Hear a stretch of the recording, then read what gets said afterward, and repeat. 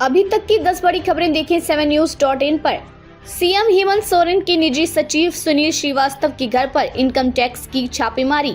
झारखंड विधानसभा चुनाव से पहले बड़ी खबर सामने आई है। सीएम हेमंत सोरेन के निजी सचिव के ठिकानों पर आयकर विभाग द्वारा छापेमारी की जा रही है।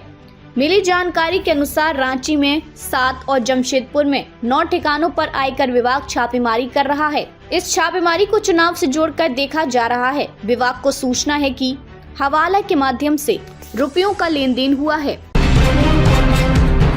यूपी महिला आयोग ने जिम और टेलर सेवाओं के लिए नियम जारी किए। यूपी महिला आयोग ने महिलाओं की सुरक्षा को ध्यान में रखते हुए नए नियम जारी किए हैं।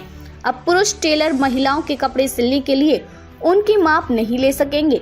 जिम में भी महिलाओं के लिए पुरुष ट्रेनर नहीं होंगे। अगर महिलाएं पुरुष ट्रेनर से ट्रेनिंग लेना चाहेंगी तो उसे लिखित में सहमति देनी होगी। इस संबंध में एक विस्तृत खबर 7news.in पर आप देख सकते हैं।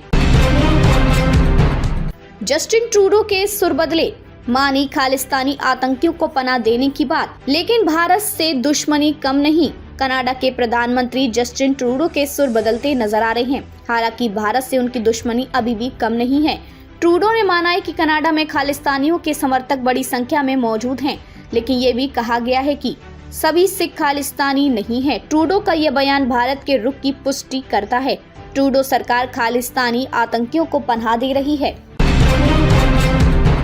अयोध्या में आज से शुरू होगी 14 कोसी परिक्रमा। अयोध्या में कार्तिक परिक्रमा एवं पूर्णिमा स्नान मेला का शुभारंभ शनिवार को 14 कोसी परिक्रमा के साथ होगा। रामनगरी की 14 कोसी कार्तिक शुक्ल नवमी यानी अक्षय नवमी के पर्व पर होती है। करीब 50 किलोमीटर के इस परिक्रमा में औसतन 8 से 10 घंटे का समय लगता है। उधर परिक्रमा को लेकर अयोध्या में श्रद्धालुओं का आगमन भी शुरू हो गया है।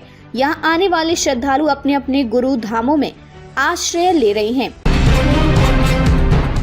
25 मिनट में IIT में सेंट्रल स्टेशन पहुंचाएगी मेट्रो। इस माह में शुरू हो जाएगा भूमिगत ट्रेन का संचालन।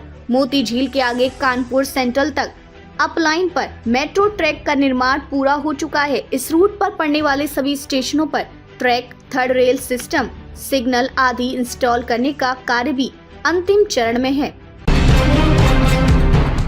आसान हुआ सफर, दक्षिण के यात्रियों ने बढ़ाई काशी से चेन्नई, हैदराबाद व बेंगलुरु के फ्लाइट। 32 विमान भर रहे उड़ान। काशी में दक्षिण भारतीय सैलानियों की बढ़ती आवाजाही का असर बाबतपुर एयरपोर्ट पर देखने को मिल रहा है। 2 साल पहले दक्षिण भारत के लिए जहां 7 से 8 विमानों का संचालन होता था, अब 32 विमानों का संचालन हो रहा है। सबसे अधिक हैदराबाद, बेंगलुरु और फिर चेन्नई की विमान सेवाएं हैं। महाराष्ट्र में बीजेपी को मिला RSS का बैकअप। हिंदू वोटों को एकजुट करने के लिए कर रहा ये काम। महाराष्ट्र में बीजेपी सत्ता में वापसी कर सके, इसलिए संघ अब मैदान में उतर चुका है। संघ हिंदू वोट ना बटे, इसके लिए एक अभियान चला रहा है। RSS अपने 65 से अधिक आनुषंगिक संगठनों की मदद से विधानसभा चुनाव में हिंदुत्व की धार को तेज करने के लिए काम कर रहा है। संघ ने सीएम योगी आदित्यनाथ के बटेंगे तो कटेंगे वाले बयान पर पहले ही सहमति दे चुका है।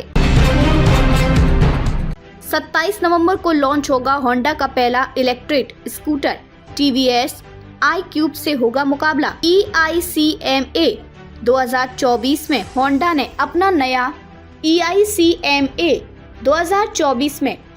अपना नया इलेक्ट्रिक स्कूटर पेश किया है। होंडा की इस इलेक्ट्रिक स्कूटर को पावर देने के लिए 2 रिमूवेबल बैटरी पैक का इस्तेमाल किया गया है। कंपनी का दावा है कि फुल चार्ज पर यह 70 किलोमीटर की रेंज देगा। ट्रेन यात्रियों को बड़ा झटका, 3 महीने रद्द रहेंगी उत्तराखंड से चलने वाली 48 गाड़ियां। सर्दी का सीजन शुरू हो चुका है। कई राज्यों में प्री विंटर सीजन चल रहा है। भारतीय मौसम विज्ञान विभाग IMD ने 15 नवंबर के बाद ठंड का प्रकोप बढ़ने और 21 नवंबर के बाद घना कोहरा छाने की भविष्यवाणी की है। ट्रेनें 3 महीने तक दिसंबर 2024 से फरवरी 2025 तक कैंसिल रहेंगी। यह फैसला कोहरे के कारण विजिबिलिटी कम होने और इस वजह से हादसा होने की आशंका से लिया गया है। गुजरात बना देश का पहला सेमीकंडक्टर नीति लागू करने वाला राज्य। प्रदेश में आया 1.24 लाख करोड़ का निवेश। गुजरात सेमीकंडक्टर नीति लागू करने वाला देश का पहला राज्य बन गया है। गुजरात की भूपेंद्र पटेल सरकार ने प्रदेश में सेमीकंडक्टर नीति लागू कर दी है और इसी के साथ गुजरात सेमीकंडक्टर